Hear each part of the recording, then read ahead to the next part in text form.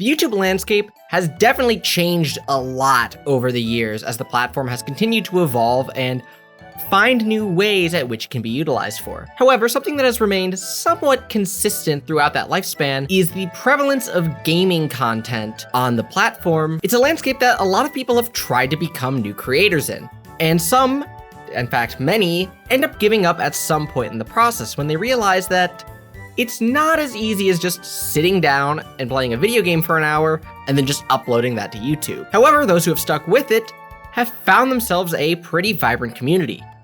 And one of them that I want to highlight today is that of Chuggaaconroy. Chugga, often also known by his real name, Emil, is one of the earliest creators on the platform, with his account dating back to 2006. Although, the oldest video that is currently listed on the channel dates to about 2008.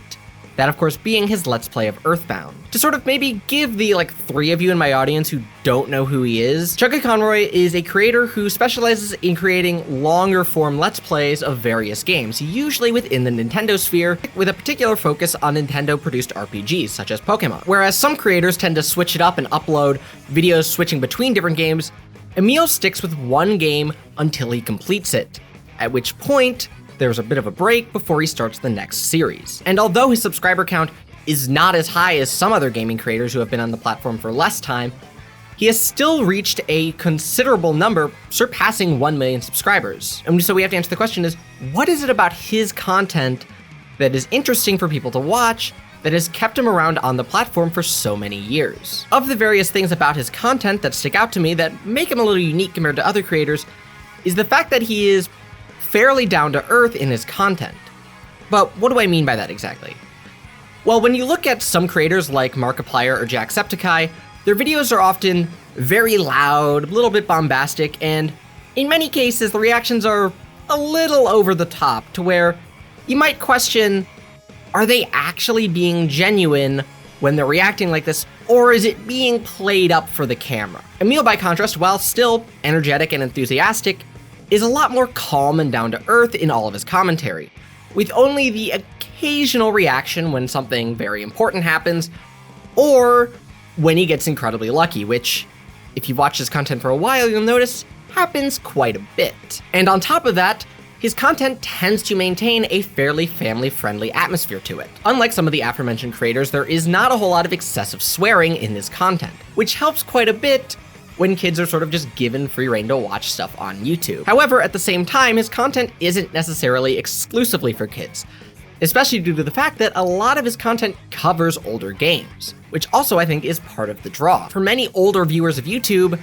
his Let's Plays are sort of a window into the past, perhaps even into their own childhood, and in my case, sometimes before I even really remember anything. And if you see someone playing through an older game from your childhood, you might want to tune in to sort of just see how good they are at it, and, leading into my second point, you might learn a thing or two about the game that you didn't know about before. It isn't just this friendly, calm atmosphere that makes his Let's Plays interesting. Due to the fact that he does only one game at a time, each of those Let's Plays have a considerable amount of depth into the gameplay. It's not just a case of where he plays through the main story and then moves on to the next one. He goes through and showcases damn near everything in that particular game. And this isn't limited to just the content in the game. Oftentimes in his bonus videos, and when he just doesn't have anything else to talk about, he goes through some of the pre-release and beta stuff about the game. And I think this is the thing that really differentiates his content, is the fact that the amount of research and preparation that goes into each individual series gives it a unique feel compared to other creators. It's still live gameplay, but it does have a little bit more preparation and structure to it that makes it easier for some people to watch, as opposed to just someone sitting and talking about whatever as they're playing. He goes into each video knowing what he wants to showcase and things he might want to talk about as he has time in that video. In addition, there aren't really any dead spaces in the commentary. Outside of voiced cutscenes, he's talking pretty much the entire time. And this speaks not only to his capabilities as a creator to continuously generate content as he's playing, but also as an editor to cut out the things that might not need to be in there. In fact, when he's doing side quests, you'll notice he cuts quite a bit as he transitions between the various places in the game.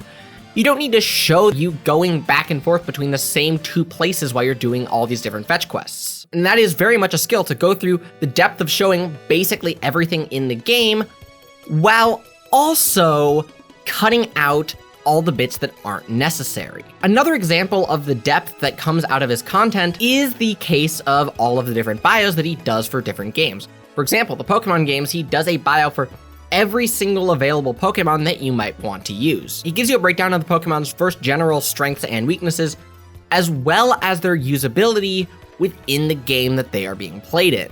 Because while a Pokemon might be very good in competitive, it might just come too late or not learn the appropriate moves during normal gameplay. And so you have to take that into consideration. Another example are his really impressive Splatoon weapon bios, which cover everything you might want to know about using a various weapon in those games before you ever take it online, and might give you some insight into a weapon type that you might otherwise not have used or given the chance. And lastly, while I've already mentioned that a lot of times you learn a lot of different things about your favorite games, but another thing that comes out of his Let's Plays is the introduction to a game that you might not have otherwise played or even known about. In my case, one such example is that of Splatoon. Splatoon was a game that didn't really interest me all that much until he started his Let's Play about it. And that is what led me to get into the game, as I was one of the 3 people who already owned a Wii U, so I was like, why the hell not? And while I'm not necessarily the most prolific or most frequent Splatoon player, it is still a series that I enjoy to this day nonetheless. However, if there is one game series that Chugga is most associated with introducing to people, then I have to mention Xenoblade Chronicles. This somewhat obscure Wii RPG that barely even made it to America has garnered a lot more attention in recent years. I'm not going to say that this is 100% on Chuggaaconroy for doing it. If you look at the search trends for the original game, you'll notice an uptick in around June of 2014, which is when he began his Let's Play of that game. And while it does continue to spike, not only as the Let's Play continued, but as Shulk made it into Smash, and the announcement and subsequent release of the game on the 3DS, and then of course, the release of its sequel, and the continued marketization of the franchise's later entries by Nintendo, it's still noteworthy to see how many people, myself included, might have picked up the game because of what they saw on his channel. In fact, I only know of and played the original Xenoblade because I saw his Let's Play. In fact, after about maybe the 20-hour mark after he finished the Ether Mine, I stopped watching altogether, got myself a copy of the game, and then didn't go back into watching the series again until I had finished the game myself.